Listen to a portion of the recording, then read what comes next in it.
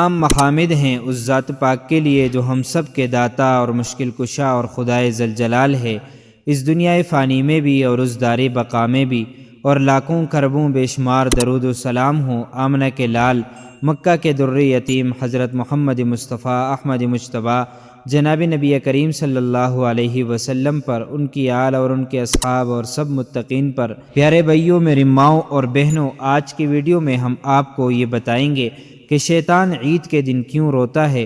Video بہت ہی لازمی ہے، اس لیے ویڈیو کو آخر تک ضرور دیکھیں اور اپنے پیاروں کے ساتھ بھی شیئر کیجیے۔ ویڈیو شروع کرنے سے پہلے آپ سے چھوٹی سی درخواست ہے کہ ویڈیو کو لائک شیئر کیجیے، کمنٹ میں اپنی رائے کا اظہار کیجیے، اور اگر چینل پر پہلی بار حاضری ہوئی ہے تو چینل کو سبسکرائب کر کے بیل کے آئیکن پر کلک کریں۔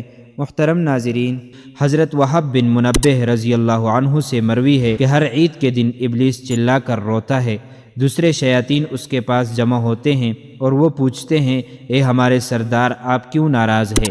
وہ کہتا ہے، اللہ تعالیٰ نے اس دن میں حضرت محمد صلی اللہ علیہ وسلم کی امت کو معاف کر دیا، اب تم پر لازم ہے کہ انہیں شہوات و لذات میں ڈال کر غافل کر دو۔ بحوالہ مکاشفۃ القلوب، صفحہ نمبر 693۔